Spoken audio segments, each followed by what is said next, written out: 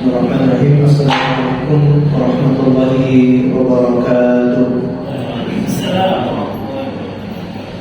Innal hamdalillah nahmaduhu wa nasta'inuhu wa nastaghfiruh wa natubu ilayhi wa na'udzu billahi min shururi anfusina wa min sayyiati a'malina. May yahdihillahu fala mudilla lahu wa may yudlil fala hadiya lahu. Wa asyhadu an la ilaha illallah wahdahu la syarika lahu wa asyhadu anna Muhammadan abduhu wa rasuluh shalawatu rabbih wa salamuhu alaihi wa ala alihi wa sahbihi ajma'in. Amma ba'd. Ma'asyiral muslimin wal muslimat, azanallahu wa iyyakum. Marilah kita terus bersyukur kepada Allah Azza wa Jalla atas nikmat-nikmat yang Allah berikan kepada kita. Dan nikmat yang paling besar adalah nikmat hidayah untuk memeluk agama Islam. Ini adalah murni karunia dan pilihan Allah Subhanahu wa taala.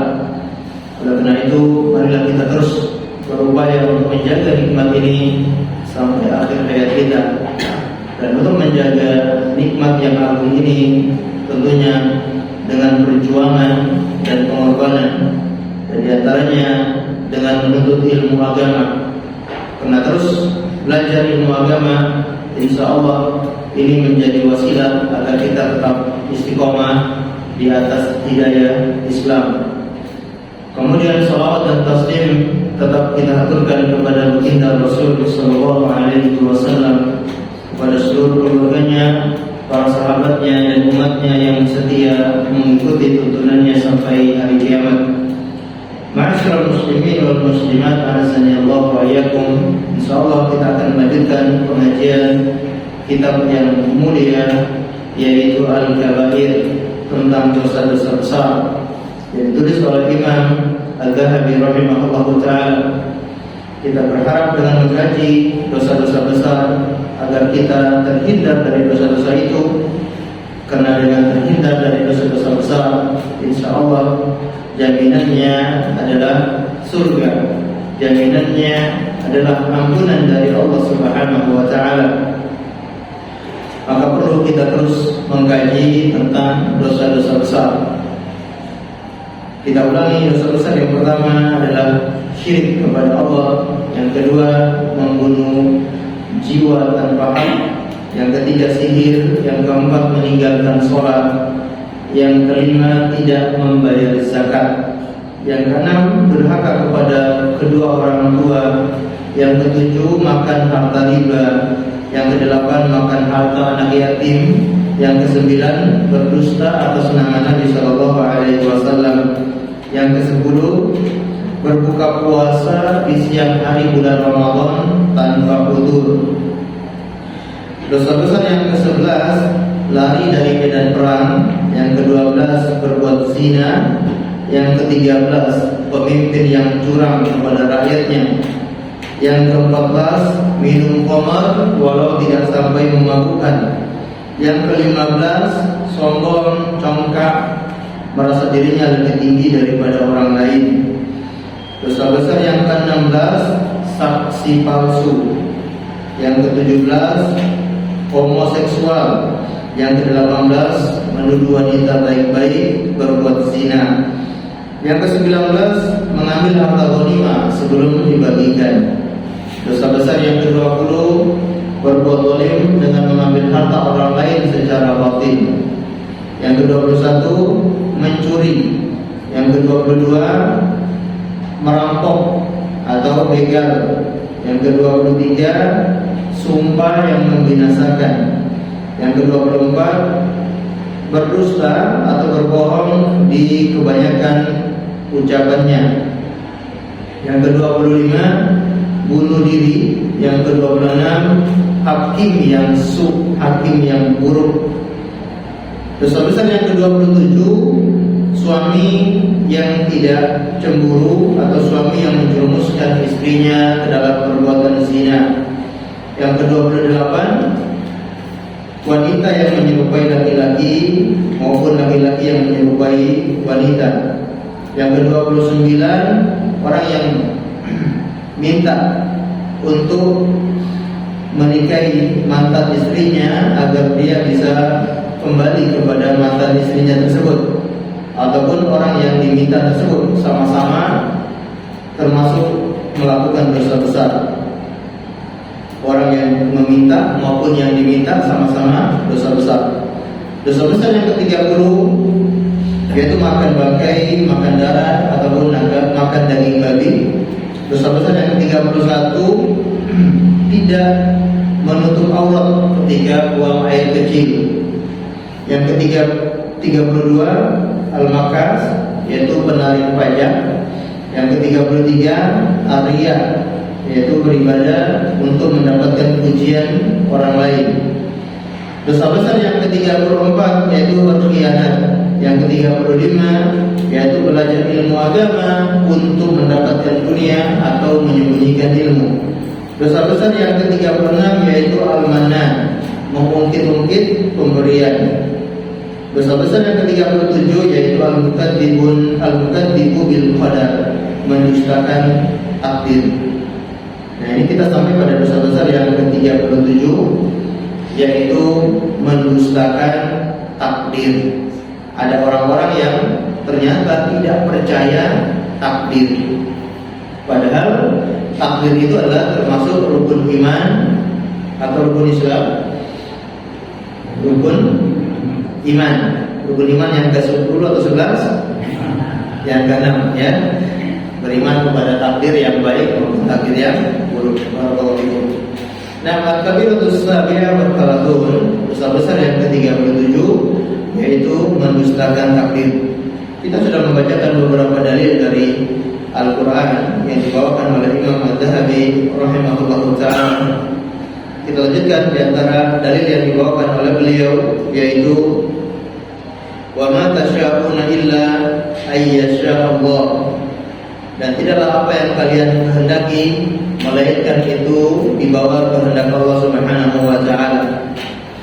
Ataupun ayat yang lain, fa'alhamaha fujuraha wa taqwaha, dan kami ilhamkan, kami memberi hidayah kepada jiwa itu jalan fujur, jalan keburukan maupun jalan ketakwaan.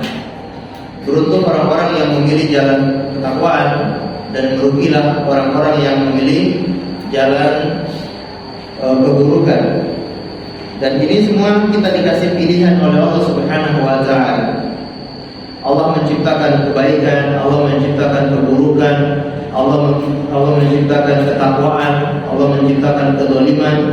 Semua diciptakan oleh Allah Subhanahu wa ta'ala. Semua ditakdirkan oleh Allah Subhanahu wa ta'ala. Kemudian Allah beri pilihan kepada manusia. Manusia diberi pilihan di jalan mana dia harus menempuh, di jalan mana dia harus memilih. Maka nanti di hadapan Allah tidak bisa orang itu protes. Ya, tidak bisa dia mengatakan, ya Allah, ya aku ini di dunia seperti robot, ya engkau yang menjalankan, engkau yang arahkan untuk melakukan keburukan, atau engkau yang mengarahkan untuk melakukan kebaikan. Itu semua engkau yang mengarahkan. Tidak ada protes sama sekali. Dan alasan seperti ini tidak diterima oleh Allah Subhanahu wa ta'ala. Kenapa? Manusia ini sudah dibekali akal pikiran oleh Allah Subhanahu wa ta'ala. Fungsinya apa? Akal pikiran ini untuk membedakan mana jalan ketakwaan, mana jalan kefajiran, mana jalan kesolehan, mana jalan keburukan. Itu yang membedakan adalah akal. Maka manusia dikasih akal oleh Allah Subhanahu wa ta'ala.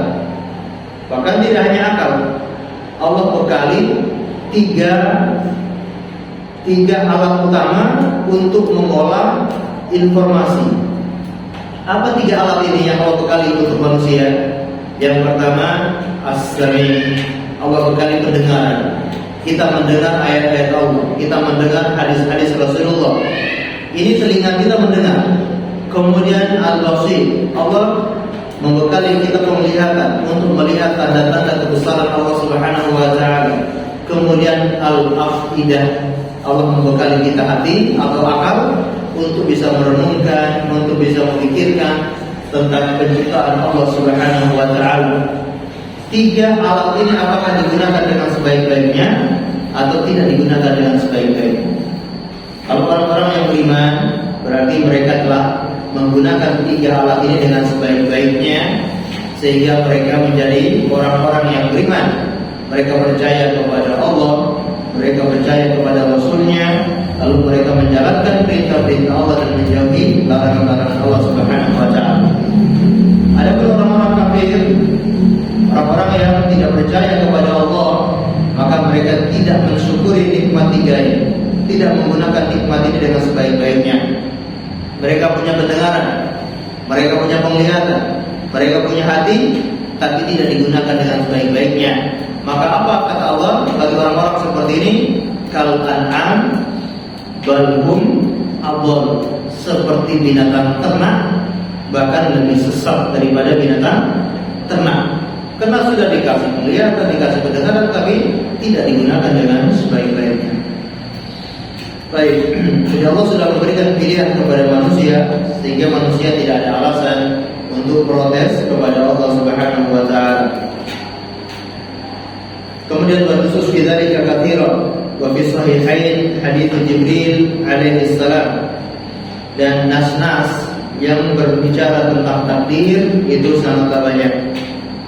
Di antaranya hadis yang dikenal dengan hadis Jibril, yaitu ketika malaikat Jibril menyamar sebagai manusia lalu datang menemui Rasulullah SAW dan para sahabat ketika itu sedang bermajelis bersama Rasulullah, maka malaikat Jibril ini menghadap kepada Rasulullah, menyandarkan lututnya dengan lutut Rasulullah, kemudian meletakkan tangannya di atas pahanya Rasulullah SAW. Kemudian malaikat Jibril mengatakan, ya Muhammad, wahai Muhammad, beritahukan tentang apa itu Islam. Rasulullah jelaskan, Islam itu engkau bersyahadat bahwa tidak ada ilah yang berhak disembah kecuali Allah dan Nabi Muhammad adalah utusannya. Engkau mendirikan sholat, kemudian menunaikan zakat, engkau berpuasa dan berhaji bagi siapa yang mampu melakukan perjalanan ke Baitullah. Kemudian kata malaikat Jibril, shadaqta, engkau telah benar. Kemudian dia bertanya lagi, akhbirni anil iman, beritahukan kepadaku apa itu iman. Dijelaskan oleh Rasulullah, iman itulah antu'mina billah, beriman kepada Allah, wal yaumil billahi wa malaikatihi wa kutubihi wa rusulihi wal yaumil akhir wal qadari khairihi wa syarrihi. Engkau beriman kepada Allah, engkau beriman kepada malaikat-malaikat Allah, engkau beriman kepada rasul-rasul Allah, kepada kitab-kitab Allah, engkau beriman kepada hari akhir, dan yang keenam, antu'mina bil qadari khairihi wa syarrihi. Engkau beriman kepada takdir yang baik maupun takdir yang buruk. Ini dalil bahwa takdir itu benar-benar ada dan harus diyakini dan harus diimani takdir tersebut, baik takdir yang baik maupun takdir yang buruk. Hadis yang lain, waqala Abdurrahman ibni Abil Mawali haddatsana Ubaidillah ibni Mauhib an abihi an Abi Bakrah ibni Muhammad ibni Amr ibni Hazm an Amrah an Aisyah radhiyallahu anhuma qala Rasulullah sallallahu alaihi wasallam, Rasulullah SAW bersabda, sittatun la'antuhum wa la'anahumullah wa kulli nabiyyin mujab. Ada 6 perkara yang aku laknat dan akan dilaknat oleh Allah Subhanahu wa taala kepada mereka. Dan ketahuilah bahwa tiap-tiap nabi itu doanya mustajab. Doanya para nabi itu dikabulkan oleh Allah Subhanahu wa taala. Artinya apa? Orang kalau dilaknat oleh Rasulullah, maka dikabulkan oleh Allah Subhanahu wa taala. Nanti akan kita jelaskan apa itu laknat. Namanya laknat itu apa? Mendoakan keburukan. Ya, semoga keburukan menimpamu, semoga engkau tertimpa musibah. Itu namanya laknat. Kita mendoakan keburukan pada orang lain. Nah, kalau Rasulullah yang mendoakan keburukan, yang mendoakan laknat, kira-kira dikabulkan atau tidak? dikabulkan oleh Allah Subhanahu wa taala. Maka di sini belum mengatakan wa kulli nabiyyin mujab. Setiap nabi itu doanya diijabahi oleh Allah Subhanahu wa taala. Siapa saja 6 kelompok tersebut? Yang pertama al-mukadzibu biqadar, orang yang mendustakan takdir. Hati-hati, orang yang tidak percaya dengan takdir terkena laknat dari Rasulullah SAW. Berarti dijauhkan dari rahmat Allah Subhanahu wa taala. Wa zahidu fi kitabillah, ya. Orang-orang yang menambah-nambah di dalam kitab Allah Subhanahu wa taala. Al-Qur'an, kitab Allah itu sudah sempurna, ya, maka tidak perlu ditambah-tambahi. Kalau orang yang menambah-nambah akan terkena laknat. Wal mutasallitu bil jabarut, ya, orang yang memusuhi orang lain dengan kesombongan, karena merasa dirinya kuat, merasa dirinya kaya. Orang lain itu mungkin sudah minta maaf, ya, orang lain sudah minta ampun, tapi dia masih memusuhi karena merasa dirinya mulia, merasa dirinya sombong. Nah, ini namanya al-mutasallatu bil jabarut, orang yang memusuhi orang lain karena kesombongan. Wal mustahillah haram Allah, orang yang menghalalkan apa yang diharamkan oleh Allah. Ini juga terkena laknat. Wal mustahillu min idrati ma haram Allah, yaitu orang yang menghalalkan apa yang diharamkan oleh Allah dari ahli baitku. Wa tariku lisunnati, yang keenam yaitu orang yang meninggalkan sunnahku. Hadis ini hadis yang sahih. Jadi yang menjadi dalil di sini adalah orang yang tidak percaya dengan takdir. Pertanyaannya, kira-kira apakah ada orang yang tidak percaya takdir? Atau semua orang Islam itu pasti percaya takdir? Soalnya takdir itu kan rukun iman. Apakah namanya orang Islam itu pasti percaya takdir? Ternyata belum tentu. Ada orang-orang Islam yang mereka tidak percaya takdir. Mereka itulah yang disebut dengan ahlul bid'ah. Mungkin kita ini sering mendengar kalimat ahlul bid'ah, kita mendengar perkara-perkara bid'ah. Nah, di antara perkara-perkara bid'ah itu apa? Orang yang tidak percaya takdir, itulah kelompok-kelompok ahlul bid'ah. Ada 2 kelompok, ya, dalam masalah takdir ini. Yang pertama namanya al-qadariyah, yang kedua namanya al-jabriyah. Nah, dua-dua ini ahlul bid'ah, kelompok yang menyimpang dari pemahaman yang sahih, pemahaman para sahabat, pemahaman para salaf. Itulah kelompok ahlul bid'ah, qadariyah dan jabriyah. Apa itu qadariyah? Qadariyah orang yang meyakini manusialah yang menentukan takdirnya sendiri. Itu dinamakan qadariyah. Meyakini manusialah yang menentukan takdirnya sendiri. Bahkan mereka meyakini Allah itu nggak tahu. Allah nggak tahu apa-apa. Allah baru tahu kapan? Ya setelah terjadi sesuatu. Nah, itu kan sangat ekstrim. Makanya orang seperti ini, ya, sudah namanya gulatul qadariyah. Qadariyah yang ekstrim itu dinyatakan kafir. Karena meyakini Allah itu nggak tahu apa-apa tentang takdir manusia. Nah, ini tentunya menjatuhkan kedudukan Allah Subhanahu wa taala, menjatuhkan kekuasaan Allah, tidak mengagungkan Allah Subhanahu wa taala. Padahal Allah itu Maha mengetahui apa yang belum terjadi, apa yang akan terjadi, apa yang tidak terjadi. Kalau terjadi bagaimana? Itu semua sudah diketahui oleh Allah Subhanahu wa taala. Tapi ada kelompok-kelompok yang seperti ini. Namanya qadariyah, manusialah yang menentukan takdirnya sendiri. Nah, kadang-kadang sebagian kaum muslimin mengikuti pemahaman ini, ya, seakan-akan mereka merasa manusia memang yang mentakdirkan, menentukan takdirnya sendiri, ya. Allah Subhanahu wa taala tidak ada campur tangan sama sekali. Padahal betapa banyak apa yang sudah kita usahakan ternyata gagal. Sudah kita targetkan nanam sekian, akan panen sekian, tapi ternyata dalam satu malam Allah putus tikus, padinya habis satu malam. habis padinya satu malam. Padahal sudah biasanya siap panen.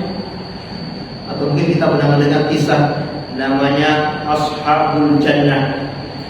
Ashabul Jannah itu jangan dibayangkan penghuni surga ya, tapi orang yang memiliki kebun ya, orang yang memiliki kebun. Dalam surat Nun, surat Al-Qalam, Allah menceritakan tentang Ashabul Jannah yang mereka itu punya kebun isinya buah-buahan, yang sore hari mereka itu mengatakan besok kita akan panen dan kita berangkat pagi-pagi sekali agar orang-orang miskin ini tidak kebagian. Karena orang tua mereka dahulu, bapak mereka ketika dia panen, dia selalu memberi bagian kepada fakir miskin. Sehingga ketika datang musim panen, fakir miskin ini selalu datang untuk meminta jatahnya. Nah, anak-anaknya tidak mau melakukan sebagaimana dilakukan oleh ayahnya. Mereka ingin makan sendiri. Jadi mereka mengatakan kita besok pergi pagi-pagi ya, agar orang miskin itu tidak ikut atau tidak mendapatkan jatahnya. Apa yang terjadi? Ka'asbahat kas-sorim. Begitu mereka sampai, kebunnya sorim, serem, gosong, semuanya hangus terbakar. Dalam satu malam Allah bakar kebun ini, tidak tersisa sama sekali. Disitulah mereka menyesal ya, karena mereka menghalang-halangi haknya orang-orang miskin. Artinya Allah itu Maha Kuasa. Dalam satu malam yang sudah kita targetkan, kita pengen manen sekian, kita pengen hasil begini, bisa jadi Allah gagalkan seketika. Berarti takdir itu kita yang menentukan atau siapa? Allah yang menentukan takdir itu. Manusia hanya berusaha. Manusia berikhtiar, berusaha, berpikir, berdoa, tapi yang menentukan itu semua adalah Allah Subhanahu wa taala. Jadi ini pemahaman yang keliru, namanya Qadariyah. Kebalikan daripada Qadariyah namanya Jabriyah, yaitu kelompok yang meyakini bahwa semua kita ini digerakkan oleh Allah Subhanahu wa taala. Manusia tidak punya pilihan sama sekali. Bagaikan robot yang digerakkan oleh Allah Subhanahu wa taala. Kita berbuat maksiat, ya itu sudah takdir. Kita makan yang haram, itu juga sudah takdir. Kita berbuat zina, minum khamar, membunuh orang, itu semua juga sudah takdir Allah Subhanahu wa taala. Jadi mereka ini beralasan dengan takdir, akhirnya menghalalkan segala cara. Nah, ini juga pemahaman yang keliru. Semua memang sudah ditakdirkan oleh Allah Subhanahu wa taala. Tapi Allah memberi pilihan kepada kita. Dan kita semua tidak tahu kita ini ditakdirkan oleh Allah seperti apa. Tidak ada yang tahu. Kita ini ditakdirkan menjadi penghuni surga atau penghuni neraka. Tidak ada yang tahu. Maka kita dikasih pilihan oleh Allah. Dikasih rambu-rambu. Kalau ikut jalan ini akan sampai ke surga. Kalau ikut jalan ini tidak akan sampai ke surga, malah sampai ke neraka. Kira-kira mau ikut jalan yang mana? Nah, ini manusia punya pilihan. Dan kita tidak tahu seperti apa takdir kita, maka kita hanya bisa menjalankan ikhtiar-ikhtiar tersebut ya. Berusaha untuk mengerjakan hal-hal yang baik agar bisa mendapatkan apa yang bermanfaat untuk kita di dunia maupun di akhirat. Jadi ini pemahaman yang keliru, yaitu Jabriyah. Semua manusia sudah ditakdirkan oleh Allah, tidak punya pilihan sama sekali. Ini juga keliru. Pemahaman yang benar adalah Ahlus Sunnah wal Jamaah. Semua ini sudah ditakdirkan oleh Allah Subhanahu wa taala, namun manusia juga punya pilihan. Manusia juga bisa menciptakan takdirnya, tapi Allah lah yang menentukan segalanya. Takdirnya atau pilihan manusia itu di atas pilihan Allah Subhanahu wa taala. Kehendak manusia di atas kehendak manusia di atasnya adalah kehendak Allah Subhanahu wa taala. Alias kehendak manusia di bawah kehendak Allah Subhanahu wa taala. Baik, ini contoh kelompok-kelompok ahlul bid'ah yang tidak percaya takdir. Dan nanti akan banyak dalil-dalil yang memberikan ancaman orang-orang yang tidak percaya takdir tersebut. Hadis yang lain yaitu dari Sulaiman ibni Utbah ad-Damashqi, haddatsana Yunus ibni Maisarah an Abi Idris an Abi Darda radhiyallahu anhu an Nabi sallallahu alaihi wasallam qala la yadkhulul jannata 'aqun wa la mukadzibun biqadar wa la mudminu khamr. Dari Abu Darda radhiyallahu anhu dari Nabi sallallahu alaihi wasallam bersabda, tidak akan masuk surga yang pertama anak yang durhaka kepada orang tuanya. Kemudian yang kedua wala mukadzibun biqadar, orang yang mendustakan takdir. Yang ketiga wala mudminu khamr, orang yang kecanduan minuman khamr, ini tidak akan masuk surga. Ini tentunya ya, memberikan ancaman yang keras bagi orang-orang yang tidak percaya takdir, dan ini menunjukkan dosa besar karena ada ancaman tidak masuk surga. Hadis yang lain, qala Abdul Aziz bin Abi Hazim an Abihi an Ibnu Umar radhiyallahu anhuma an Nabi sallallahu alaihi wasallam qala al-qadariyatu majusi hadhihi al-ummah fa in maridu fala ta'uduhum wa in matu fala tashhaduhum. Qadariyah, nah tadi yang kita sebutkan ya, ada kelompok namanya apa? Qadariyah. Kata Rasulullah SAW, Qadariyah itu adalah majusi hadhihi ummah, majusinya umat ini. Apabila mereka sakit jangan dijenguk, apabila mereka mati jangan disaksikan jenazahnya, jangan dihadiri jenazahnya. Ini juga ancaman yang sangat keras. Walaupun ini hadis yang lemah, hadis yang munqati, artinya ini perkataan sahabat Ibnu Umar, ya, bukan perkataan Nabi Shallallahu Alaihi Wasallam. Dan sebagian yang lain mengatakan hadis ini hasan dan sampai kepada Nabi Shallallahu Alaihi Wasallam. Kenapa Rasulullah itu menyetarakan antara kelompok Qadariyah dengan Majusi? Di antaranya pemahaman Qadariyah atau pemahaman Majusi, mereka menyembah dua Tuhan. Namanya Tuhan kebaikan dan Tuhan keburukan, atau Tuhan cahaya dengan Tuhan kegelapan. Yang terkenal orang Majusi itu menyembah apa? Menyembah api, karena mereka merasa api itu Tuhannya, Tuhan cahaya. Sedangkan Qadariyah, ya, sebagian meyakini bahwa hal-hal yang baik-baik itu diketahui oleh Allah Subhanahu wa taala atau diciptakan oleh Allah Subhanahu wa taala. Sedangkan hal-hal yang buruk-buruk itu tidak ditakdirkan oleh Allah atau tidak diciptakan oleh Allah Subhanahu wa taala. Sehingga ini titik persamaan antara Qadariyah dan Majusi, ya. Baik, Majusi tentunya adalah kelompok kafir. Qadariyah yang disamakan dengan orang kafir. Wa qala Ibnu Umar, sami'tu an-nabiy sallallahu alaihi wasallam yaqul, sayakunu fi ummati aqwamun yukadzibuna bil qadar. Aku pernah mendengar Nabi sallallahu alaihi wasallam bersabda, akan ada dari umat ini sebagian kaum yang mendustakan takdir. Ataupun sahih dari Tirmidzi, hadis dari Abi Sufyan dari Nabi bahwasanya Ibnu Umar radhiyallahu anhu telah datang kepada seseorang lalu berkata, inna fulanan yaqra'u alaika salam, sesungguhnya si fulan telah menitipkan salam kepadamu. Si fulan mengucapkan salam atau memberikan salam kepadamu. Faqala innahu balaghani annahu qad yakunu fi hadhihi ummah qasfun wa masqun aw qadhun fi ahli al-qadar.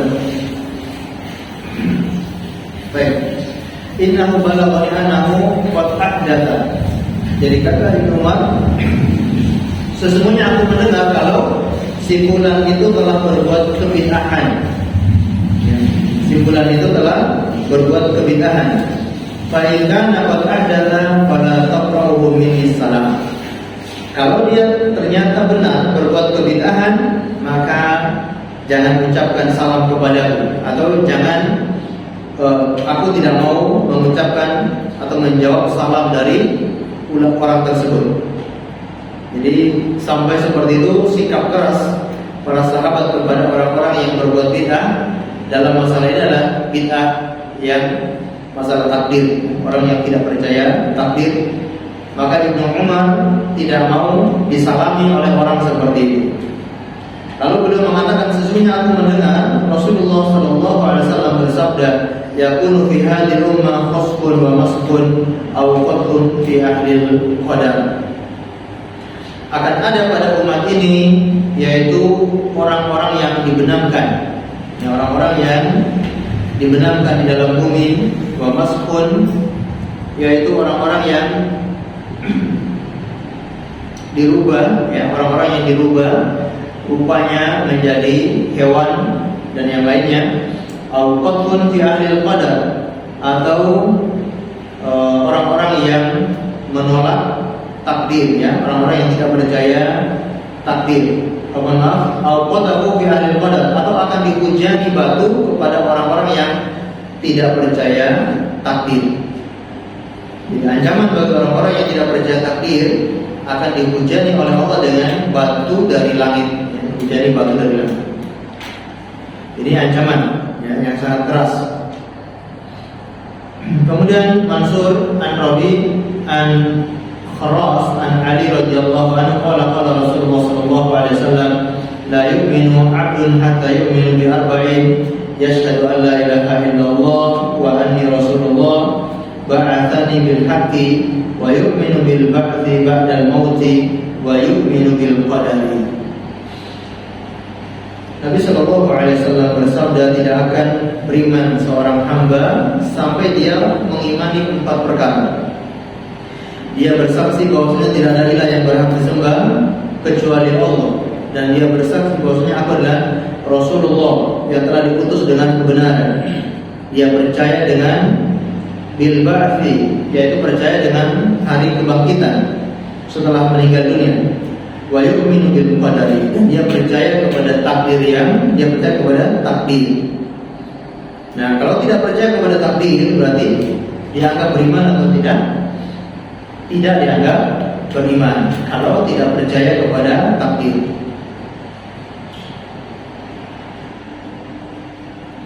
Dan tentunya Imam Az-Zahabi rahimahullah membawakan hadis-hadis yang sangat banyak, baik hadis-hadis yang sahih, sebagian yang lain hadis yang dhaif. Namun untuk memperkuat bahwasanya orang yang tidak percaya takdir itu termasuk dosa besar dan bisa jadi menjerumuskan ke dalam kekafiran kalau tidak percaya dengan takdir. Sebagian hadis yaitu dari Baqiyah, berkata qala Rasulullah SAW, inna majusi hadil ummah al-mukadzibuna bi aqdarillah, in maradu fala ta'uduhum wa in matu fala tusallu alaihim wa in laqitumuhum fala tusallimu alaihim. Kata Rasulullah, sesungguhnya majusi umat ini adalah orang-orang yang mendustakan takdir. Apabila mereka sakit, jangan dijenguk. Apabila mereka meninggal dunia, jangan disolati. Apabila kalian bertemu dengan mereka, jangan mengucapkan salam kepada mereka. Kalau orang yang diperlakukan seperti ini, berarti orangnya apa? Kafir. Kalau orangnya muslim, tidak mungkin dilarang untuk mensolati. Bahkan di antara hak sesama muslim itu apa? Ketika sakit harus dijenguk, ketika meninggal dunia harus diiringi jenazahnya, diurus jenazahnya. Kalau bertemu dengan orang Islam, mengucapkan salam. Nah, ini semua dilarang oleh Rasulullah SAW, menunjukkan apa? Ini bukan orang Islam, dia sudah keluar dari Islam, orang yang tidak percaya takdir. Baik. Dari Baqiyah berkata Nabi sallallahu alaihi wasallam, ma ba'athallahu nabiyyan qattun illa wa bi ummati qadariyah wa murji'ah. Tidaklah Allah Subhanahu wa taala mengutus seorang nabi pun melainkan pada umatnya itu ada kelompok namanya Qadariyah dan ada namanya Murji'ah. Qadariyah tadi sudah kita jelaskan, ya. Sedangkan Murji'ah itu apa? Murji'ah itu orang yang hanya berpatokan pada rahmat Allah Subhanahu wa taala. Jadi mereka hanya berpatokan dengan rahmat Allah. Tidak apa-apa berbuat dosa, tidak apa-apa berbuat maksiat. Allah kan Maha Penyayang. Allah kan Maha Pengampun. Nah, itu kelompok Murji'ah yang mereka hanya mengandalkan harapan saja. Karena merasa Allah itu Maha Penyayang, Maha Pengasih, sehingga mereka tidak mempedulikan dosa-dosa tersebut. Ya, mereka menggampangkan perbuatan dosa dengan berkeyakinan Allah itu Maha Pengampun. Allah Maha Pengampun benar atau tidak? Allah Maha Penyayang betul atau tidak? Betul. Tapi kira-kira Allah menyayangi kita atau tidak? Atau kata Allah menyayangi saya atau tidak? Allah merahmati saya atau tidak? Itulah yang jadi pertanyaannya. Belum tentu. Kenapa kita kok sok yakin Allah itu pasti menyayangi kita? Maka kita harus ada rasa khauf, ada rasa takut, rasa khawatir. Kalau saya tidak dirahmati oleh Allah, bagaimana? Kalau saya tidak dicintai oleh Allah, bagaimana? Kalau saya tidak diampuni oleh Allah, bagaimana? Jangan hanya mengandalkan Allah itu Maha Pengampun, Allah Maha Penyayang, tapi kita harus mengimbangi dengan perasaan takut. Dengan demikian, orang tidak berani berbuat dosa, karena dia belum tahu. Belum tentu Allah mengampuni dia, belum tentu Allah merahmati dia. Dan Allah Subhanahu wa taala akan merahmati orang-orang yang mau mentaati perintahnya. Dan Allah akan merahmati orang-orang yang mau atau tidak mau melanggar larangan-larangan Allah Subhanahu wa taala. Ini orang yang suka melanggar larangan, tiba-tiba dia mengharapkan dapat rahmat. Kira-kira dirahmati atau tidak orang yang seperti itu? Tidak dirahmati oleh Allah Subhanahu wa taala kalau dia menggampangkan perkara-perkara seperti ini. Contoh saja, misalkan ada seorang yang bekerja di perusahaan. Kemudian di perusahaan itu sudah ada keterangannya, sudah ada aturannya. Barang siapa yang bekerja begini, masuk jam sekian, pulang jam sekian, bekerja dengan tuntas, nanti akan mendapatkan hadiah begini. Sebaliknya ada aturan juga, barang siapa yang masuk terlambat, pulang kecepatan, masuk paling lambat, pulangnya paling cepat, kerjanya asal-asalan, akan dikurangi gajinya, bahkan nanti akan dikeluarkan. Tiba-tiba ada karyawan yang dengan beralasan, ini bos kita ini kan orangnya royal, orangnya penyayang, orangnya asik. Lalu dia dengan sembarangan masuk di perusahaan tersebut, bekerja sesuai dengan yang dia sukai, bukan dengan peraturan perusahaan. Kira-kira dikasih hadiah atau dikeluarkan? Malah dikeluarkan. Nah, ini hanya urusan dunia. Apalagi dengan aturan-aturan Allah Subhanahu wa taala. Allah sudah kasih aturan, Allah sudah menerangkan kalau barang siapa yang menjalankan perintah-perintah mendapatkan balasan-balasan seperti ini. Barang siapa yang melanggar, melakukan larangan Allah akan disiksa seperti ini. Nah, tiba-tiba seorang hamba bebas melakukan yang dilarang Allah dengan beralasan Allah kan Maha Penyayang. Gimana mungkin Allah akan menyayangi orang seperti itu? Allahu a'lam bishawab. Yang kita dengarkan azan terlebih dahulu, kemudian kita lanjutkan sedikit insyaallah.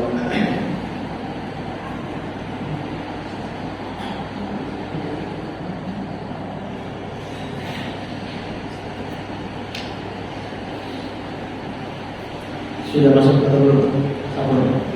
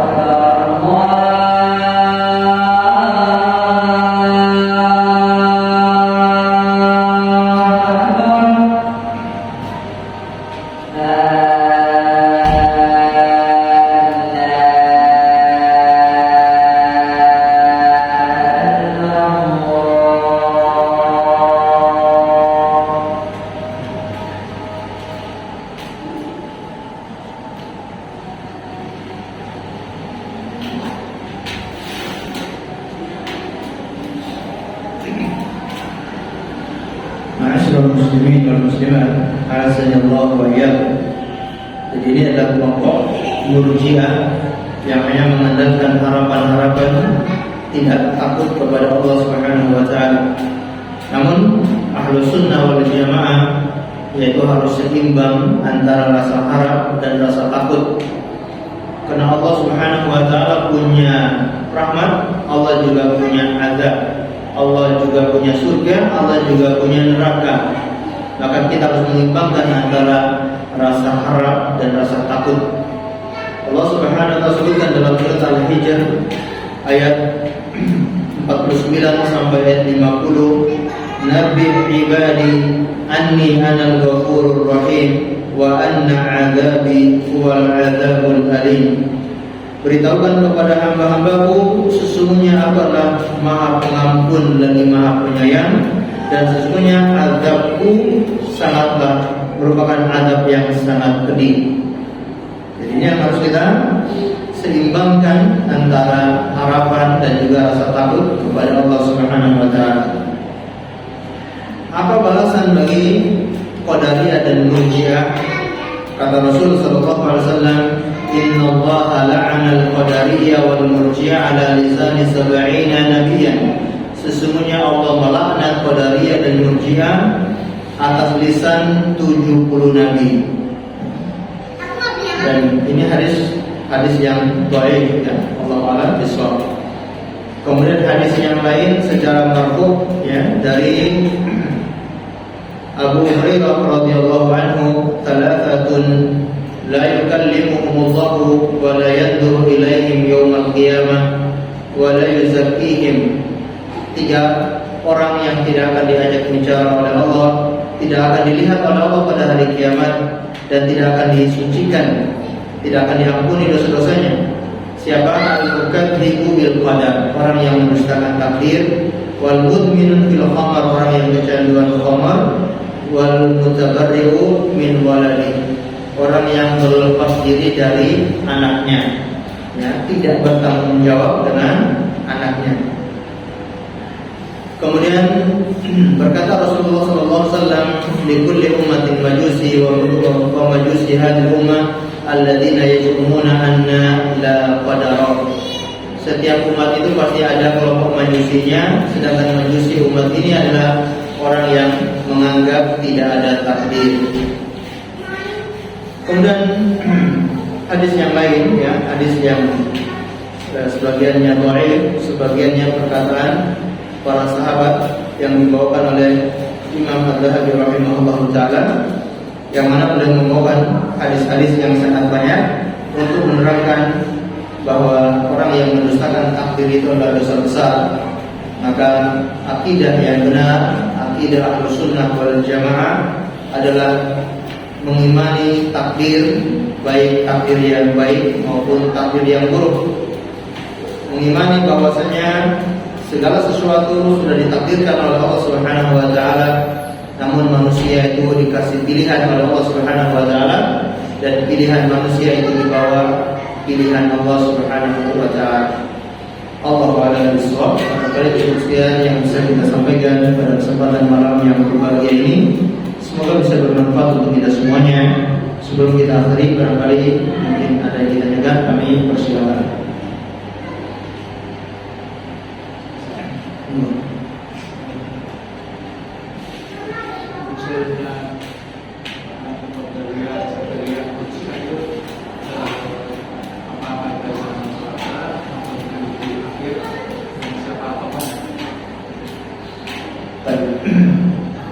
Munculnya Qadariyah, ya, itu di zaman sahabat Nabi SAW, ya, di zaman Ibnu Umar, ya, banyak di zaman sahabat, termasuk hal yang sering diingkari oleh sahabat Ibnu Umar, yaitu orang-orang yang tidak percaya takdir, ya.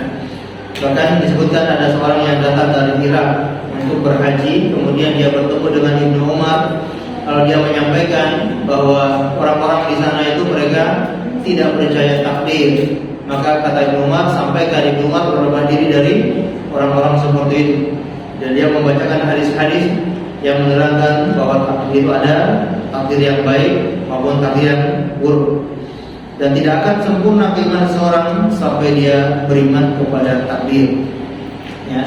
Hal itu dikembangkan oleh orang yang bernama Ma'bad al-Juwaini, seorang kelompok Ahlul Bid'ah, yaitu Ma'bad al-Juhaini, yang sudah divonis, ya, oleh para sahabat ini orang yang kafir, yang pertama kali menyebarkan pemahaman Qadariyah, yang tidak percaya dengan takdir, ya, termasuk, ya, Jabriyah ini juga ada di zaman sahabat.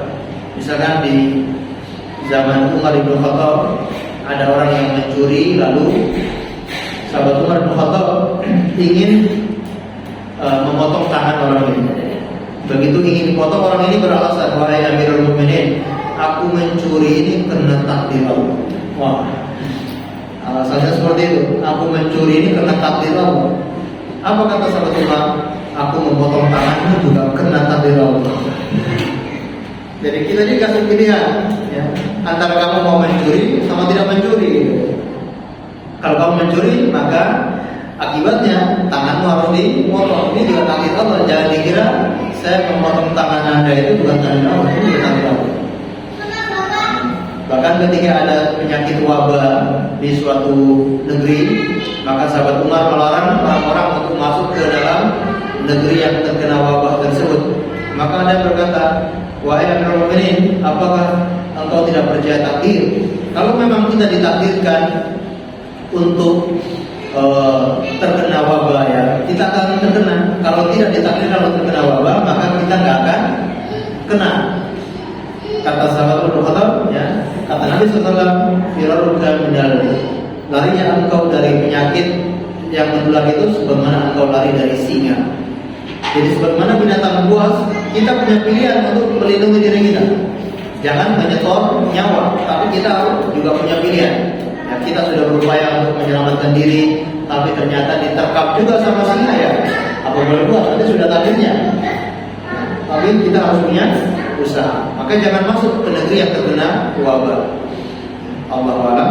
Jadi kelompok-kelompok ini sudah ada di zaman sahabat Nabi Sallallahu Alaihi Wasallam, ya, termasuk Khawarij, ya, termasuk Murji'ah, ya, ini semua sudah ada di zaman sahabat Nabi Sallallahu Alaihi Wasallam.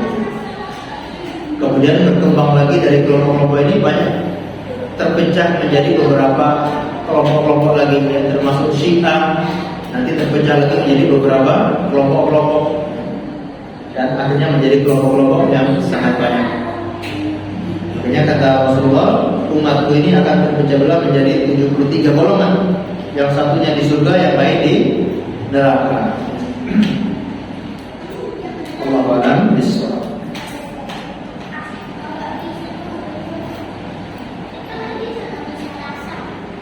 Sabar. Insyaallah. Pembahasan masalah takdir ini cukup menegangkan, cukup membuat konsentrasi ya. Cukup harus konsentrasi. Nah, agak rumit dan agak berat. Tapi insyaallah ya, sedikit demi sedikit kita sampaikan, semoga kita bisa memahami. Allah a'lam bishawab. Kita akhiri dengan membaca doa kafaratul majlis. Subhanallahumma wa bihamdika asyhadu an la ilaha illa anta astaghfiruka wa atubu ilaik. Wa sallallahu ala nabiyyina Muhammad wa ala alihi wasallam. Terima kasih atas segala perhatiannya. Mohon maaf atas segala kekurangannya. Assalamualaikum warahmatullahi wabarakatuh.